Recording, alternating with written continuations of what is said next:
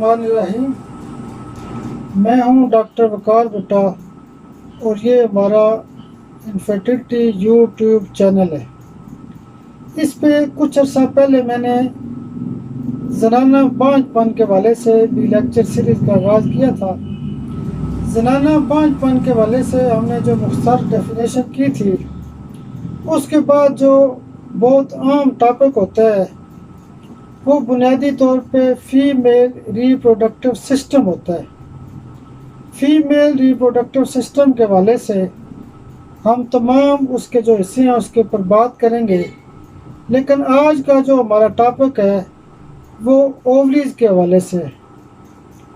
जिस तरह मर्द के अंदर जरासीम पैदा करने के हवाले से या स्पर्म पैदा करने के हवाले से जो फैक्ट्री होती है वो टेस्टिस होती हैं, टेस्टिस के अंदर जरासीम बनते हैं, स्पर्म बनते हैं। इसी तरह ख़वातीन के अंदर जो फॉलिकल्स होते हैं, जो एग्स बनते हैं, वो ओवरीज़ के अंदर बनते हैं। ओवरीज़ का सही होना बहुत ज़रूरी होता है।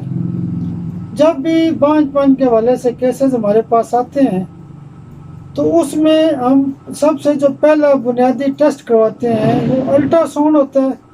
अल्ट्रासाउंड इसीलिए कराया जाता है कि उसमें यह देखा जाए कि फीमेल रिप्रोडक्टिव सिस्टम के हवाले से जो चीज़ें होती हैं, मसलन उसमें ख़ास करके जो ओवरीज़ कैसी हैं, ओवरीज़ यानी उसके अंदर कुछ सिस्ट तो नहीं है, उसके अंदर एट्रोफी नहीं है, हेमोरेजिक सिस्ट तो नहीं है, पीसीओ का मसला तो नहीं है, फॉलिकल साइज़ नॉर्मल है।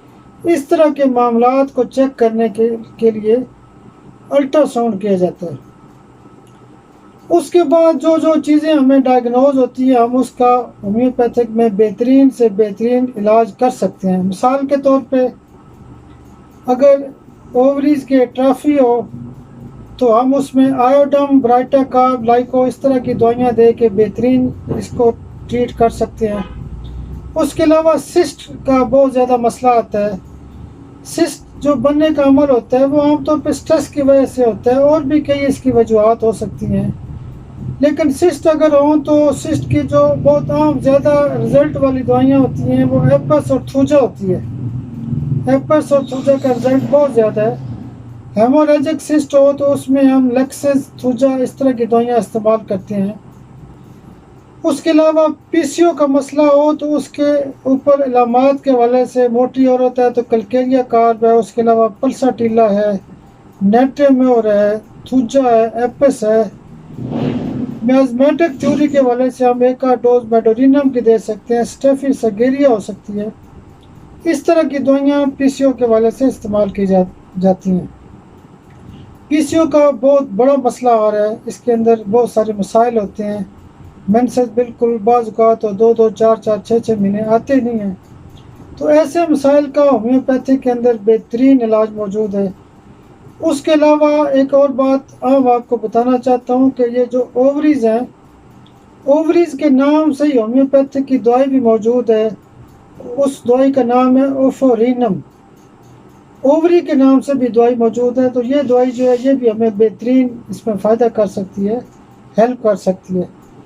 इसी तरह करके ओवरीज़ के हवाले से जो और मसाइल होते हैं, ओवरीज़ के साथ जिन हार्मोन्स का तल्लुक़ होता है उसमें एफएसएच है, एलएच है। एफएसएच और एलएच के नाम से भी पोटेंशिया मौजूद हैं। उसके अलावा ओवरीज़ के जितने ज़्यादा मसाइल होते हैं उनमें सीपिया का किरदार बहुत ज़्यादा होता है। सीपिया ओवरीज़ के तमाम और बड़े मसाइल को हल करती है। उसके अलावा जनरल जो अगर हम ओवरीज़ को सपोर्ट करना चाहते हैं तो इग्निशिया आरामेट का दर्जा बहुत ज़्यादा है, कार्सिनोसिन का दर्जा बहुत ज़्यादा है। तो हर कैफियत के मुताबिक हम इसमें इलाज करेंगे। तो बाकी एक और बात हम आपको बताना चाहता हूँ कि जो 2 ओवरीज़ होती हैं, फीमेल रिप्रोडक्टिव का जो ख़ास हिस्सा होता है उसमें एक लेफ़्ट ओवरी होती है, एक राइट ओवरी होती है। लेफ़्ट ओवरी के अंदर अगर जितने भी मसाइल पैदा होते हैं उसमें हम लेक्सिस का इस्तेमाल कर सकते हैं, और राइट ओवरी के जितने भी मसाइल पैदा होते हैं उसमें हम लाइको का किरदार बहुत ज़्यादा समझते हैं। तो अपनी अपनी साइड्स के हवाले से भी बहुत ज़्यादा फ़ायदा होता है। अगर अल्टरनेट हो के ओवरीज़ के अंदर मसाइल पैदा हों कि कभी लेफ़्ट ओवरी में दर्द है, कभी राइट में, کبھی سسٹ ایک میں بن رہی ہے کبھی دوسرے میں بن رہی ہے، تو اس میں لیگ کین کا کردار بہت زیادہ ہو جاتا ہے. تو اپنی اپنی دوائیوں کا کردار ہوتا ہے، لیکن اووریز کے اندر جو میجر ایشوز ہوتے ہیں، جو میجر مسائل ہوتے ہیں، اس کے حوالے سے میں نے آپ کو موٹا موٹا بتا دیا.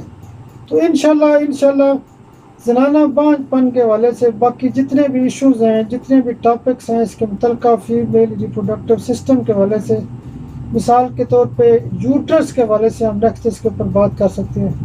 تو انشاءاللہ اس کے اوپر جتنے بھی ایریاز ہیں اس کے اوپر ہم بات کرتے رہیں گے. بہت شکریہ، بہت شکریہ. ویڈیو تھوڑا لیٹ اس وجہ سے بھی ہو جاتی ہے کہ کلینک کے بہت زیادہ مصروفیات ہوتی ہیں. آج بھی بہت زیادہ بزی رہا ہوں، تو میں نے کہا کہ زیادہ گیپ نہیں ہونا چاہیے. تو انشاءاللہ اس کے اوپر ہم کوشش کریں گے کہ زیادہ گیپ نہ ہو.